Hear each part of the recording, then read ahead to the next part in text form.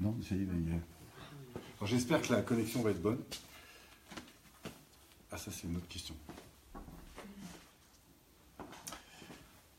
Bon, ben écoutez mes amis, alors bienvenue à ceux qui nous suivent sur Facebook. Ce soir, donc, on a dit qu'on parlait d'analyse transactionnelle. Alors, l'analyse transactionnelle, c'est une approche qui vient d'Eric Berne. Vous connaissez Eric Berne? Vous connaissez Eric Berne? Non. Eric Berne? Non. Bon, c'est celui qui est à l'origine de la T. Alors, comme ce soir, on va faire assez court, parce que moi j'ai une séance de travail, donc je vais prendre une demi-heure pour faire un truc que je fais en général en une heure et demie. D'accord? Donc je vais vous donner les points clés.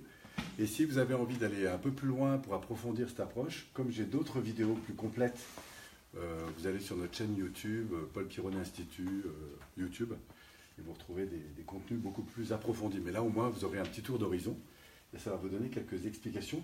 Alors, mon idée, c'est de faire un tour de piste, si je puis dire, sur l'ensemble des concepts les clés de l'analyse transactionnelle. Alors, nous, ici, on est en PNL, pour juste situer les deux approches.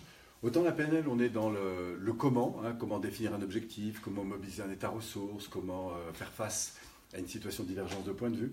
Autant dans la T, on est dans une culture beaucoup plus analytique. C'est-à-dire qu'on va comprendre comment ça marche. Donc ce sont des concepts, on va parler des signes de reconnaissance et de l'impact qu'ont les signes de reconnaissance sur notre développement. Après, je vous parlerai des mini-scénarios, puisqu'on verra qu'à travers tous ces messages que nous recevons, verbaux et non-verbaux, eh bien, il y a deux grands types. Il y a ceux qui vont influencer la forme avec laquelle on va agir dans la vie. Et ça va mettre en avant 5 mini-scénarios qui sont proposés par l'analyse transactionnelle, à savoir le fait fort, le dépêche-toi, le sois parfait, le fait plaisir, le sois fort. Et puis, on verra, je vais vous expliquer comment ce mini-scénario, en fait, il va engager, il va nourrir le scénario. Et le scénario, on verra qu'il y a 3 types. Il y a le gagnant, le non-gagnant et le perdant. Hein, on va rentrer un petit peu dans ces détails. Après ça, pour comprendre comment chacun de nous, chaque jour, alimentons ce mini-scénario, on va voir qu'on vit et on interagit, d'où cette notion de transaction. Hein, on a des transactions, donc des échanges avec soi-même et avec son environnement, à partir de 3 états du moi. Le premier qu'on appelle la partie enfant, que je vais vous développer, qui est la partie plus émotionnelle, c'est la première qui arrive. Ensuite arrive la partie parent, celle qui intègre des données en fait, qui sont liées à l'environnement dans lequel j'ai grandi. Et puis entre les deux, on va développer une partie qu'on appellera adulte, qui va nous permettre justement eh bien, de tirer des évaluations, des analyses de certaines situations, etc. D'accord? Et on verra que ces 3 états du moi fonctionnent tous les jours, en permanence, parfois de manière tout à fait adaptée et parfois de manière inadaptée. De ces 3 états du moi arrivent ces fameuses transactions, donc ces fameux échanges, qu'on a d'un état du moi à un autre, mais aussi d'une personne à l'autre, ou d'une personne à un environnement donné, hein, ou plusieurs personnes. Et donc, dans ces transactions, on verra qu'on a des transactions dites parallèles, par exemple, qui fonctionnent plutôt pas mal, hein, qui n'ont pas de raison de s'arrêter. Ensuite, on verra comment ça part de travers, parfois, vous savez, quand vous avez l'impression de ne pas être sur la même longueur d'onde. Pourquoi? Parce qu'on a des transactions qui sont soit croisées, soit parfois on le verra à double fond. Hein. Et ces transactions, quand elles partent un petit peu de travers, elles vont générer ce que nous on va appeler des jeux psychologiques. Ces fameux triangles, vous savez, où on définit une victime, un persécuteur et un sauveteur. Donc on verra qu'on a 4 niveaux de jeu que je vais décrire, de faible intensité, de moyenne intensité, de forte intensité, de très forte intensité. Voilà. Et ces jeux psychologiques, en fait, ils se situent à un niveau de densité d'échange d'informations. Et on va ouvrir ce champ pour parler de tous les niveaux d'intensité qu'on peut avoir en termes de relations, qui vont du retrait, là où il y a très peu d'échanges, le retrait volontaire ou pas forcément très choisi, au niveau le plus élevé d'échanges, qui est le niveau d'intimité. Hein, je vous parlerai du retrait, je vous parlerai des rituels, du passe-temps, de l'activité, des jeux psychologiques et de l'intimité. Et on finira par les positions de vie, parce qu'en fait, tout ça alimente en permanence notre relation au monde, en savoir que dans cette relation, on peut être soit dans un rapport gagnant-gagnant, on peut être dans un rapport dominé-dominant, hein, c'est-à-dire dépendant, de manière positive ou négative. On va le voir aussi être contre-dépendant, c'est-à-dire qu'on va chercher à sortir, on va dire non un petit peu à tout, pour parfois d'ailleurs aller chercher un peu plus d'autonomie. Et puis, une fois qu'on est indépendant, alors on va voir qu'on peut d'autant mieux fonctionner en interdépendance. Donc tout ça, ça nous donne des positions de vie. On va parler de plus, moins plus, moins, moins, plus, moins, d'accord? Qui sont les 4 grandes positions d'autonomie. Et grâce à Vincent Lénart, qui est un des pionniers de l'AT, enfin c'est un des grands piliers de l'AT, Vincent Lénart, je vous parlerai aussi de 2 autres niveaux d'autonomie, qui sont des niveaux d'appartenance et de reliance un peu plus spirituels. D'accord? Voilà un petit peu le sommaire. Alors, rapidement, on va commencer par les marques d'attention. Pour ceux qui nous suivent sur Facebook, n'hésitez pas à nous faire des petits messages. Malheureusement, je ne peux pas interagir directement avec vous parce que je suis avec un groupe. Voilà. Coucou. Coucou. Alors, n'hésitez pas à partager ou à faire des petits signes. Et puis, je vous répondrai si vous avez des questions après le truc, dans le cadre des messages que vous pourrez éventuellement laisser. Alors, les signes de reconnaissance, pour comprendre un peu comment ils agissent sur notre propre développement, d'abord, sachez qu'il y a les positifs, ceux qui vont nous aider à grandir, et les négatifs. Donc les positifs vont justement nous aider à avoir à la fois confiance en nous, et en même temps vont renforcer notre attitude dans notre capacité à intégrer des bons gestes, en fait. Et donc vont nous tirer vers le haut. C'est pour ça qu'on les appelle positifs. Ils ne sont pas forcément toujours plaisants d'ailleurs, mais ils sont éducatifs et donc positifs. Par exemple, parfois, je dois apprendre qu'il y a des règles du jeu, qu'il faut les respecter. On peut me recadrer, mais de manière positive, parce que cette règle est importante. D'accord ?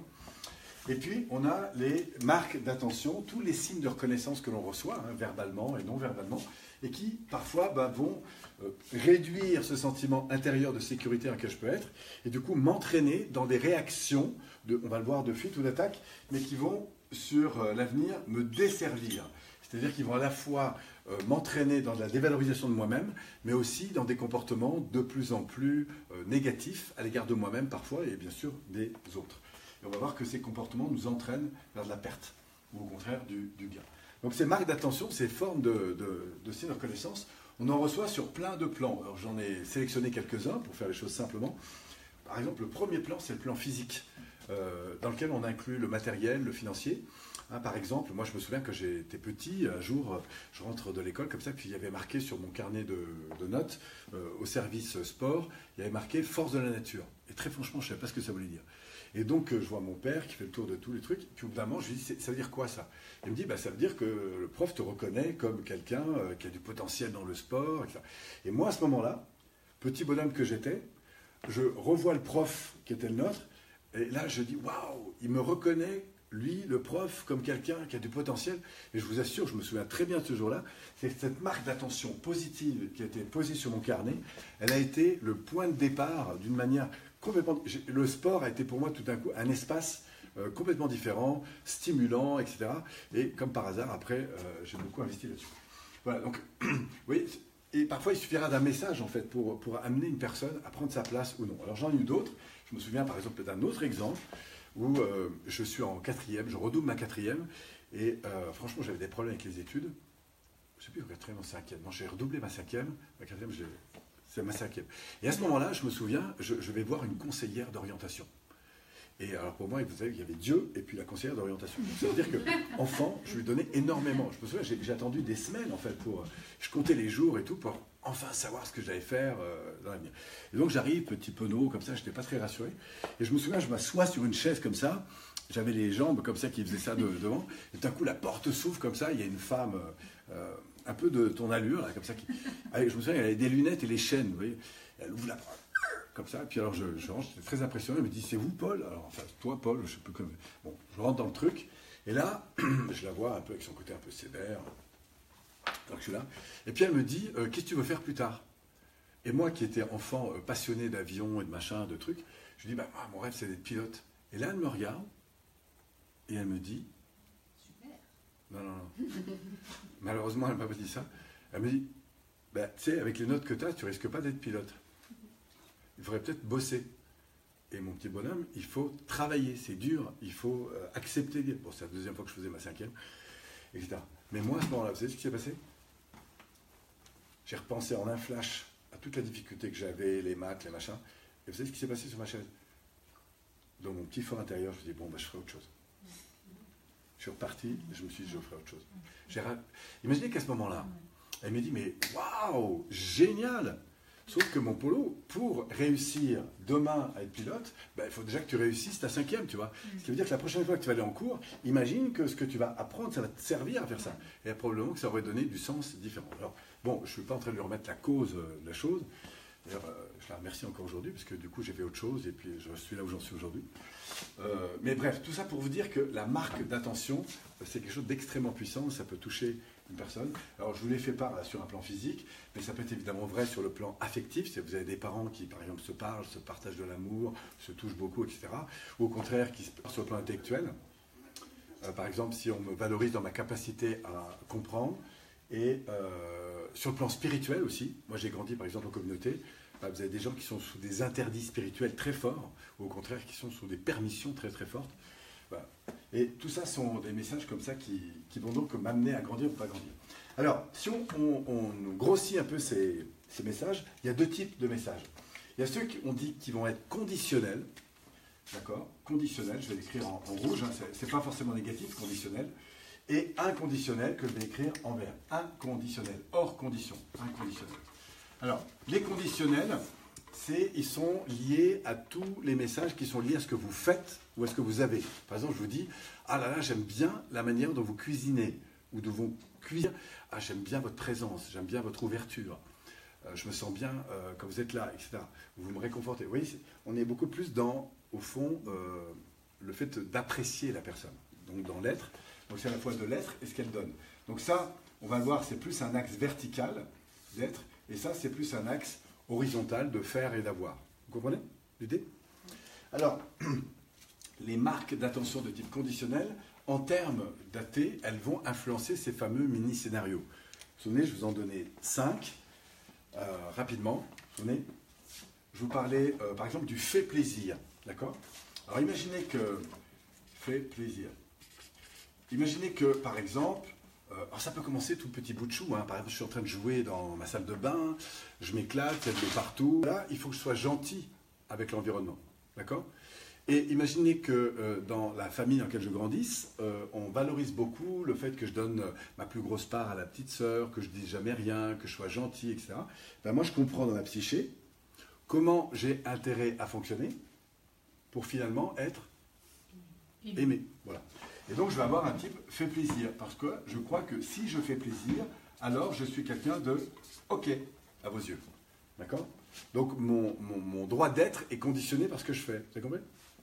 Alors, ce qui est vrai pour le fait plaisir, on a un autre message, c'est par exemple, sois fort, ne ressens pas, sois solide, ne pleure pas, c'est ça le message derrière. Dépêche-toi. Qu'est-ce qu'on avait? Sois fais plaisir, sois fort, dépêche-toi, sois parfait. Et fais effort aussi. Fais effort. C'est-à-dire, crois pas que les choses soient si simples, il faut travailler, c'est dur, etc. Alors, tous ces messages, évidemment, ils ont un aspect positif. Lesquels? Un fait plaisir, il va être sensible à la réalité de l'autre, et vous voyez, il va être sensible au fait de prendre en compte les autres, et il va développer de l'empathie, etc. Un soit fort, il va apprendre aussi à gérer ses émotions et à traverser des moments un peu plus compliqués. Un soit parfait, il va apprendre à organiser. Gagnant, ça veut dire que ma vie est en phase avec mes aspirations. D'accord? Ma vie est en phase avec mes aspirations. Et c'est pour ça que, comme c'est, par exemple, je fais plaisir, c'est un vrai talent que j'ai développé, mais je sais aussi prendre en compte mes propres besoins. D'accord? Et auquel cas, je vais réussir dans le fait plaisir, mais d'une manière équilibrée. Vous voyez, je ne vais pas tomber dans, au bout d'un moment, après tout ce que j'ai fait pour toi, tu comprends, etc. Hein? Par exemple, je sais être fort et solide, mais en même temps, je sais exprimer mes émotions, etc. Ça, je suis beaucoup plus gagnant, je ne suis pas en stress, vous comprenez? Etc.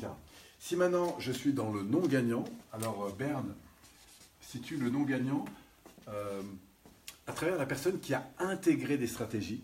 Par exemple, elle a fait de bonnes études, elle a de beaux diplômes, elle a pris des responsabilités importantes, etc. Mais ce qu'elle fait n'est pas en phase vraiment avec ses aspirations.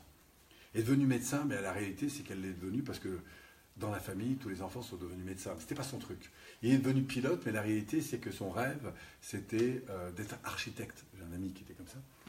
Donc, il a vraiment réussi dans le monde du pilote, mais la réalité, c'est qu'au fond de lui, ce qu'il a toujours animé, c'est ça. Bon, heureusement, le gars auquel je pense, il l'a fait aussi par ailleurs. Donc le non-gagnant, il peut avoir une réussite sociale élevée, mais il est un peu déconnecté de l'écoute de ses propres besoins.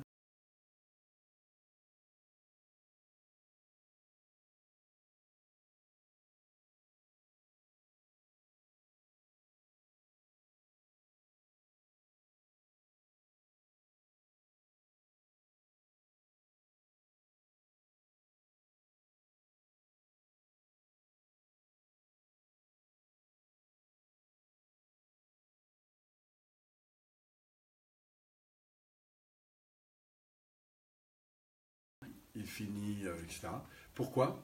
Parce qu'il a passé son temps à développer des stratégies de fuite, d'attaque, de non prise en compte de ce qui était important. Donc il est rentré dans tous les modes de passivité qu'on connaît. Enfin bref, et du coup, il a vraiment besoin d'être pris en charge, en fait, pour être ramené vers le haut. Vous avez compris? Donc, ce que montre justement Eric Berne, c'est que on peut déterminer à la manière dont la personne va interagir avec elle ou avec son environnement, on peut déterminer en fait dans quel scénario elle est partie. En fait. Et ça, on va l'avoir grâce aux états du moi. Alors j'avance sur les états du moi. Il y a 3 grands états du moi, comme je vous le disais tout à l'heure. La partie enfant, donc les 3 ronds, elle va éduquer en reproduisant ce qu'elle a appris, d'accord? Elle sait comment il faut faire les choses, d'accord? Donc elle va s'éduquer elle-même ou son environnement. Et les liens, c'est plus la partie nourricière. Donc on parle de parents normatifs et de parents nourriciers. Nourricier, c'est la partie de nous qui va prendre en charge, qui va écouter, qui va réconforter, etc. D'accord? Ça, c'est pour le parent. Alors si je reviens sur l'enfant, je vous ai dit qu'il y avait 2 parties, une partie libre et une partie adaptée.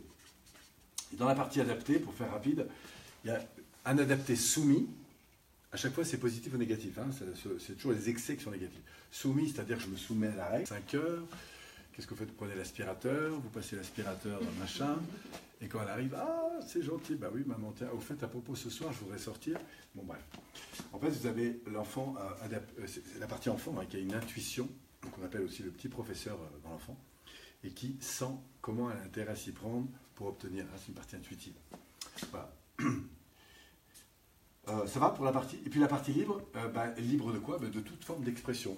Hein, c'est quand vous étiez dans votre chambre d'enfant, vous avez envie de crier, vous criez, vous avez envie de brailler, vous avez envie de. Voilà. Donc toutes ces parties sont évidemment positives. C'est celles aussi qui vous aident à prendre votre place, qui vous donnent l'autorisation d'un truc comme ça, puis il doit mettre ça dans un bac. Puis il rend compte que l'étoile rentre dans tel trou, machin. Donc il est en train d'analyser les choses. Vous voyez? C'est sa capacité à prendre du recul sur les situations et dire tiens, j'ai faim, comment je pourrais faire? Je pourrais peut-être faire ça, ça, ça ou ça. Vous voyez? Donc la partie adulte, c'est une partie analyse, c'est un peu comme un ordinateur. J'analyse, j'évalue, etc. Ok? Alors maintenant, qu'est-ce qui se passe en termes de transactions quand 2 états du moi se rencontrent? Alors, une petite chose que je peux rajouter peut-être, c'est que vous verrez quand les PAE sont connectés, ils s'entrecroisent un peu. Pourquoi? Parce que vous avez entre l'adulte et l'enfant ce qu'on appelle la partie de l'illusion. C'est ce qu'on appelle une contamination de l'enfant dans le parent, ou dans l'adulte, ou de l'adulte dans l'enfant. C'est-à-dire que je prends comme état de fait un truc que je sens vrai. Par exemple, je crois que c'est possible de réussir. C'est une illusion qui est positive là pour le coup, parce qu'elle va m'autoriser à prendre comme option ce que je ressens. Vous avez compris? Et ça marche aussi dans l'inverse, hein, j'ai l'illusion que ça ne marchera jamais, même chose. Et puis en haut, vous avez ce qu'on appelle les préjugés. Préjugés, c'est quand une règle, par exemple, est intégrée comme une option. Je donne souvent l'exemple c'est le type, c'est ça, le mec qui me dit, voilà, je suis italien, je ne peux pas faire la vaisselle. Pourquoi? Parce que chez moi, ça ne se fait pas, les hommes ne font pas la vaisselle. Voilà. Donc là, on voit qu'on a ce qu'on appelle un préjugé, c'est-à-dire qu'il a intégré une règle du jeu, hein, qui est une composante culturelle, à une option, et il vous dira, non, je ne peux pas le faire, parce que dans ma culture, ça ne se fait pas. Voilà, donc ça c'est pour les petits zooms qui sont ici. Alors, je disais donc, quand 2 états du moi se regardent, et là on va avoir un moment de complicité, parce qu'on est tous les 2 sur le même mode, tu vois, rebelle. Hein, ou alors on a envie de déconner, toi aussi, et puis, voilà. Donc, ça c'est la transaction parallèle, hein. Il n'y a pas de raison que ça s'arrête, vous voyez, on est sur la même longueur d'onde. On peut évidemment l'avoir adulte-adulte, hein. Quelle heure est-il? La réponse, il est 17h. Analyse, il n'y a pas d'émotion là-dedans. Et puis on peut l'avoir au niveau du parent aussi, alors que ce soit du parent nourricier ou normatif. Je ne sais pas, moi par exemple, 2 parents nourriciers discutent, il est 15h30, dit ah bah tiens, les enfants vont rentrer de l'école, on va leur faire un petit goûter. A dit ça à B, et B répond ah bah oui, tiens, c'est intéressant, d'ailleurs je vais aller chercher un petit pot de miel ou je ne sais pas quoi. Voilà. Donc vous voyez, 2 réactions nourricières. Hein. On peut aussi avoir des normes, hein, c'est-à-dire chez moi, les règles du jeu, c'est 9h au lit, et puis l'autre qui répond bah oui, tu as raison, d'ailleurs moi aussi, on a toujours fait ça. D'accord? Donc là, vous comprenez que dans la transaction, c'est adapté.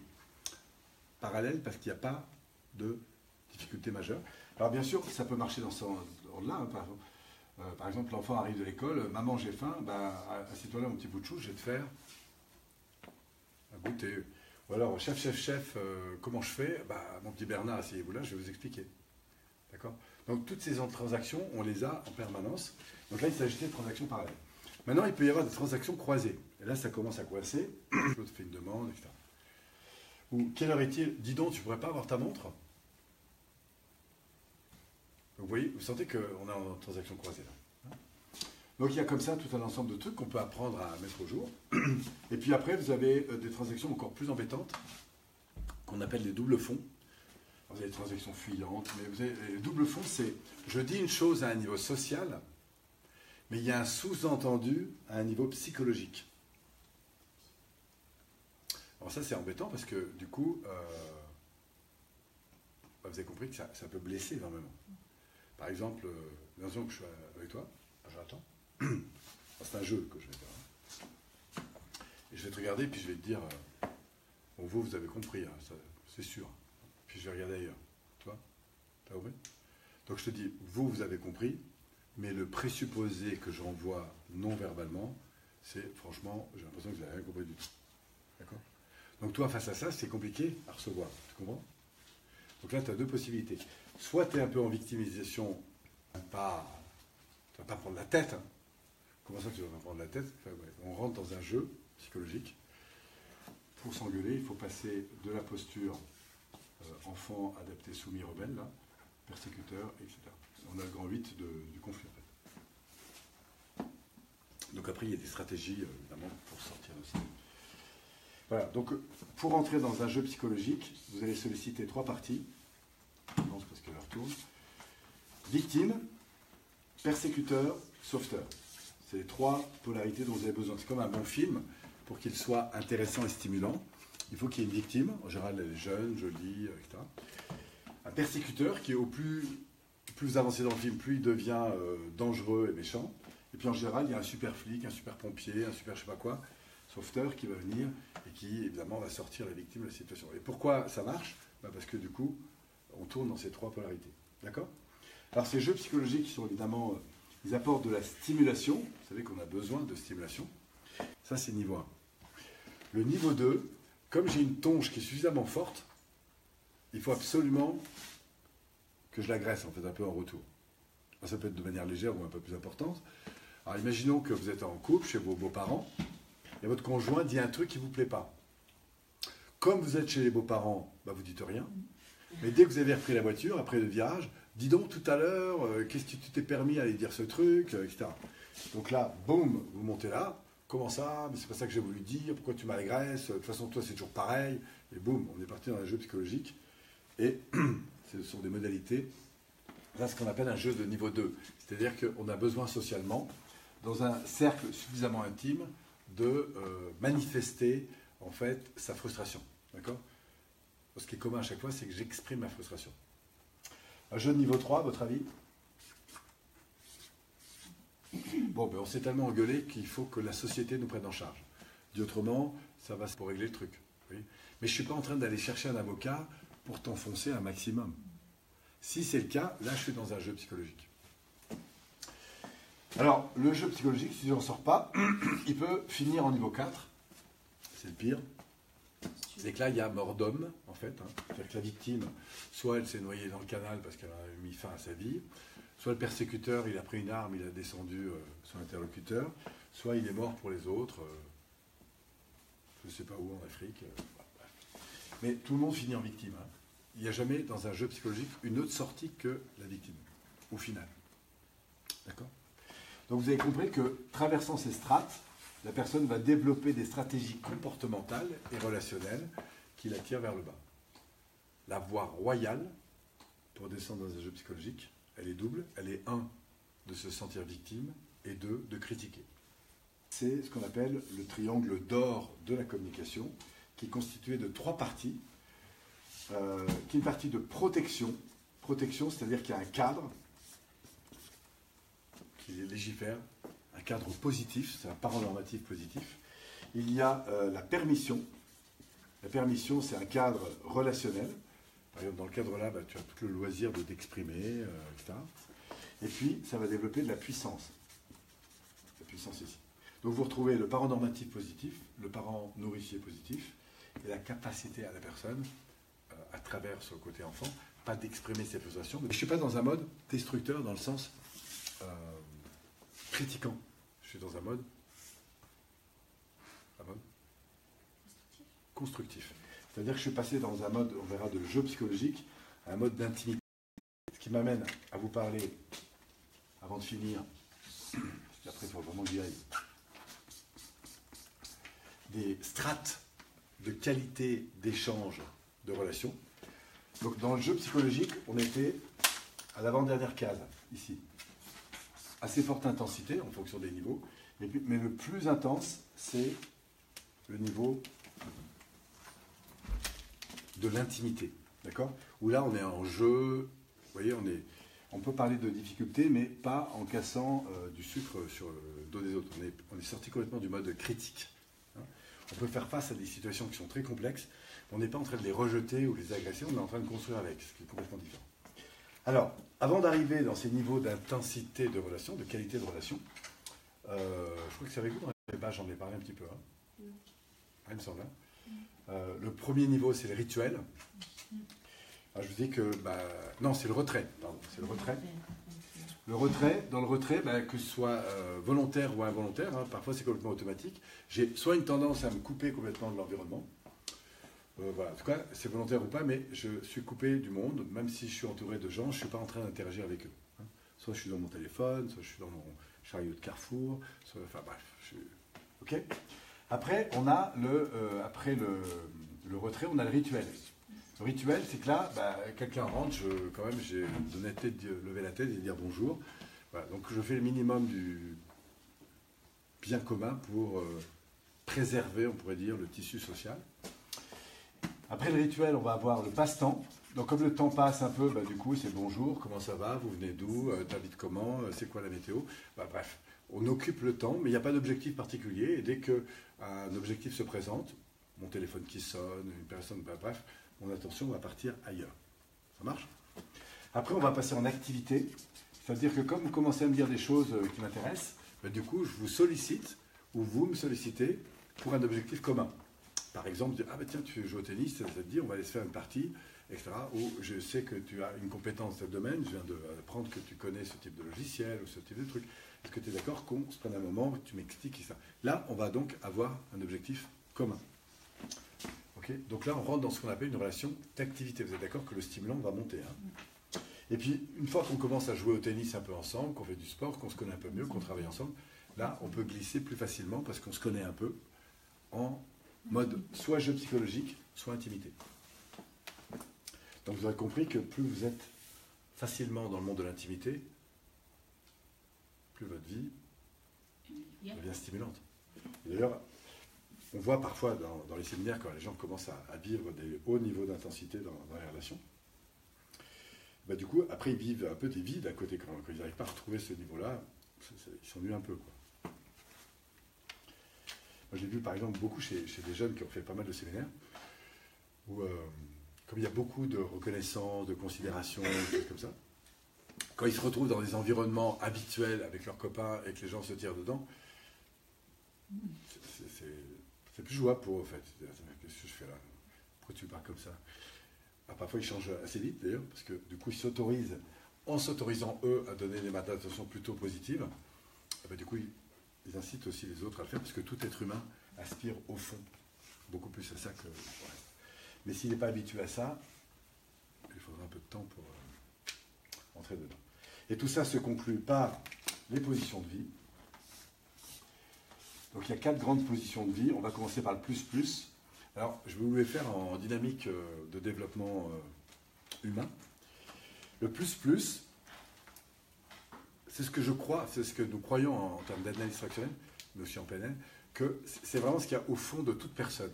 Et c'est un peu ce que vivait le petit bout de chou dans le ventre de sa maman, c'est-à-dire qu'il avait complètement confiance en lui et complètement confiance en son environnement. Vous voyez, il n'y avait pas du tout de jugement, de quoi que ce soit. D'accord? Plus, il est fondamentalement plus. Après, à la naissance, ça fait partie de sa croissance, il va découvrir la position moins. avec autour la position plus. Alors plus, soit de manière nourricière, heureusement que maman est là pour m'aider, soit parfois il subit l'environnement, c'est-à-dire que quand maman n'est pas là pour lui donner à manger, il a l'impression d'être tout seul, il se réveille, il a peur. Donc la position de base ici, c'est la peur. C'est la peur soit de l'autre, soit la peur que l'autre ne soit pas là en fait. Vous avez compris? Et la position définie là, c'est ce qu'on appelle la position de dépendance. Alors elle est soit saine, c'est la position de dépendance. Si par exemple, je sais pas, vous avez une maîtrise dans un domaine, dans un autre, je viens apprendre avec vous comment faire, je suis un peu en dépendance avec vous, mais c'est ok, c'est tout à fait sain. Si maintenant un enfant de 7-8 ans vous demande un verre d'eau, c'est vrai que vous lui donnez, mais si à 40 ans, il faut que vous soyez là pour lui donner le verre d'eau, vous voyez, ça fait une différence. Voilà, donc la dépendance, c'est une strate, et donc la position émotionnelle de base, c'est la peur. Hein. J'ai peur de l'environnement. Donc un formateur qui arriverait en position moins plus, arriverait avec l'idée que soit vous êtes trop super intelligent pour moi et que je n'ai pas grand-chose à vous dire, en fait. Ça, c'est ma peur, où je vous dis, oulala, au nombre qu'ils sont, à l'expérience qu'ils ont, qu'est-ce que je peux bien faire pour ça, hein, je serais dans ma peur. D'accord? Alors, l'opposé de ça, c'est le plus, moins. Là, c'est l'inverse. S'il arrive là, c'est heureusement que je suis là, parce que les pauvres petits, sans moi, qu'est-ce qu'ils deviendraient, hein? Soit un mode nourricier, soit un mode normatif. C'est moi qui commande et vous exécutez s'il vous plaît. D'accord?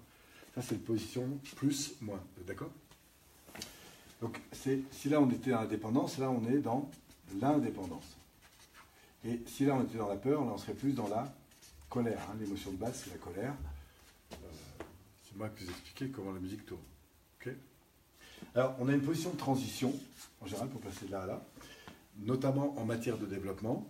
C'est qu'un enfant, avant d'être indépendant, il va d'abord être contre-dépendant. C'est-à-dire qu'il est en moins, et il va considérer que l'environnement est en moins. Donc lui, il est toujours là, il était là ici, il avait besoin de son environnement pour manger.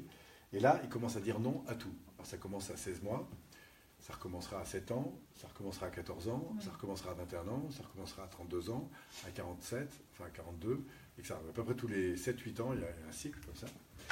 Et qui sont des phases de transition qu'on appelle la contre-dépendance. Je sors de la dépendance. Je ne suis pas encore indépendant, mais je ne veux pas faire comme toi. Et heureusement que cette phase existe, même si parfois elle est un peu excessive, parce que c'est grâce à cette posture que je monte dans mon indépendance. Vous me suivez? La position de base, en termes d'émotion, c'est la tristesse, la perte. Pourquoi? Parce qu'il y a une perte de lien. Alors d'abord, j'étais dans la peur, après je suis passé dans la colère, et comme on s'est bagarré en plus, moins, d'accord? À force de s'envoyer des trucs dans la figure, victime, persécuteur, sauveteur, machin, et bien on finit par se séparer. Il y en a un qui part à la cuisine, l'autre dans le jardin, les deux sont malheureux. Évidemment, chacun pleure dans ce coin. Alors si vous voulez ressortir de ça, la solution de sortie, là il y a vraiment un gros gap en termes de qualité, eh bien c'est la reconnaissance, et ça fait partie de la position plus, c'est la reconnaissance que dans l'un et l'autre, toutes les positions existent en fait. C'est-à-dire que j'ai le droit d'être à un moment donné en plus, moins plus, moins, mais je te donne aussi le même droit. C'est-à-dire que tu as le droit à un moment donné de ne pas avoir envie de me parler, tu as le droit d'avoir le sentiment d'être en colère parce que je n'ai pas joué comme il aurait fallu, etc. Mais derrière ça, ce qui est surtout possible, c'est qu'on peut changer. On peut changer de position. Et là, on passe de l'indépendance à l'interdépendance. Donc toutes les émotions ont leur place. D'accord? La peur, la colère, la tristesse, la joie. Ça, c'est pour les 4 positions de base. C'est bon? Oui. Après, vous avez 2 autres, qui est une situation, alors on monte dans les niveaux, qui est après l'interdépendance. Hein, on avait la dépendance, la contre-dépendance, l'indépendance et l'interdépendance. Et après, si on monte encore, on a la notion d'appartenance. Donc, ça peut être l'appartenance à une philosophie, à un groupe de pensée, à un style de vie, à ce que vous voulez. D'accord? Et après, on a encore une dernière position, c'est plus spirituel, une position de reliance. On se sent relié à quelque chose de beaucoup plus grand. Ça fait partie des différents courants spirituels qu'on peut trouver, etc. Voilà, on a vu les marques d'attention, les mini-scénarios, le scénario, l'histoire du mois, transaction, jeu psychologique, structure, position. Si vous voulez en savoir plus, je vous invite sur notre chaîne YouTube. Ça marche? Merci. À très bientôt. Ça fait longtemps que ça tourne plus, hein, encore? Si ça tournait, hein. Ah, vous êtes encore là, c'est super. Mais c'est fini.